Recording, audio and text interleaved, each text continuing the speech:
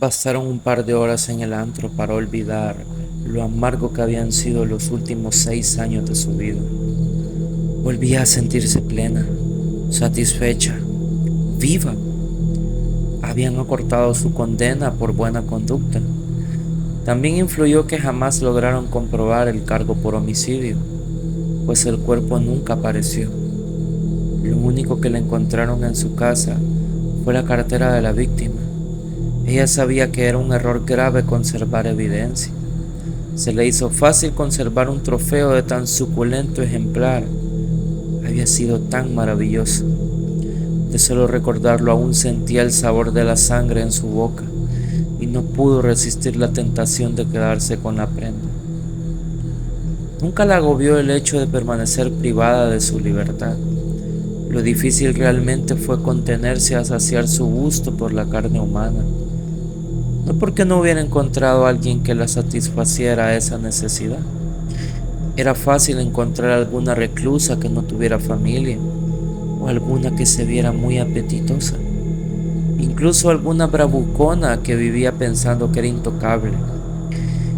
Esas eran las que más la tentaban.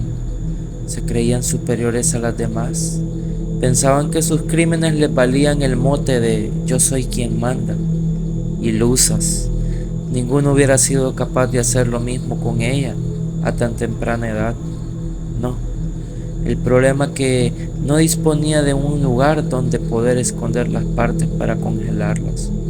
Tampoco podía preparar y degustar la carne a su antojo. Sin mencionar que se privaría de esa sensación orgásmica que le producía oír los gritos de terror de sus víctimas y sentir el fluir de la sangre caliente al desangrarse, dejando a su paso su piel pegajosa y apergaminada. Pero estaba a punto de volver a disfrutar de aquellas delicias. No creía en su buena fortuna y en lo provechoso que estaba resultando haber ido a ese lugar. Un hombre que vivía solo, que si bien no era tan agraciado, cumplía con la estatura y el físico que le gustaba. El alcohol además había despertado en ella la necesidad de satisfacer otros menesteres, así que estaba dispuesta a jugar un poco con su comida antes de comérsela. Después de 30 minutos de camino llegaron al Paraíso, un deshuesadero ubicado en una zona marginal en donde claramente la policía jamás entraba, y al fondo de este solo una pequeña morada de una planta. Tras cruzar el umbral de la puerta, fueron recibidos por un extraño olor, una rara mezcla de humedad, basura, fierro y queso rancio. Lejos de molestarse, fue positiva y pensó que tenía que acostumbrarse a esos aromas, ya que ese iba a ser su nuevo hogar por mucho tiempo. Luego de dar rienda suelta a sus más bajas pasiones, siguieron con los juegos de rol. A ella le gustaba ser tocada y embarrada con diferentes objetos, mientras tenía los ojos cerrados. De esa manera conocía qué tan creativos podían ser sus acompañantes. Entre más le gustara y más lo gozara, más pronto lo acabaría. Esa era su manera de agradecerles por tan buena labor. La vendaron fuertemente con tela de alambre para diademas. Eso era algo novedoso. Le ataron las manos y los pies con vendas, de esas que se usan para proteger las heridas, y comenzaron a untarla con un líquido sumamente baboso y de olor raro. Y para completar la fantasía, sonaba de fondo una música fantasmagórica a todo volumen.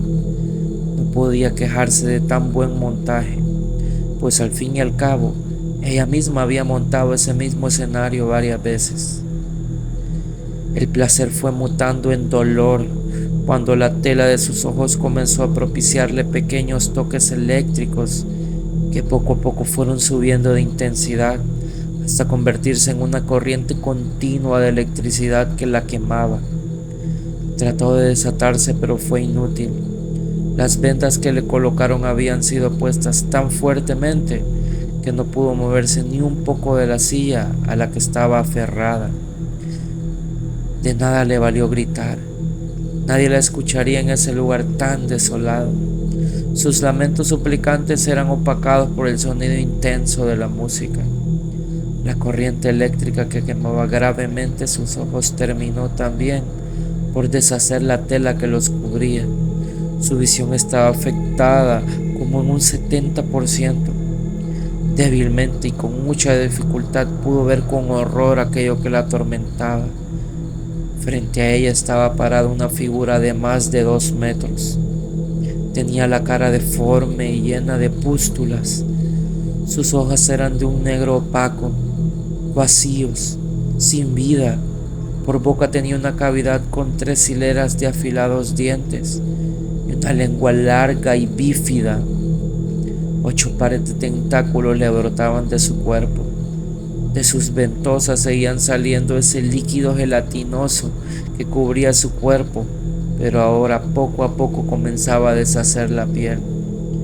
De ella salía un hedor fétido como a basura, a humedad, a fierro, a queso rancio. Ya no quedaba ni un solo rastro humano del que fuera su acompañante. Un pánico siniestro se apoderó de su ser.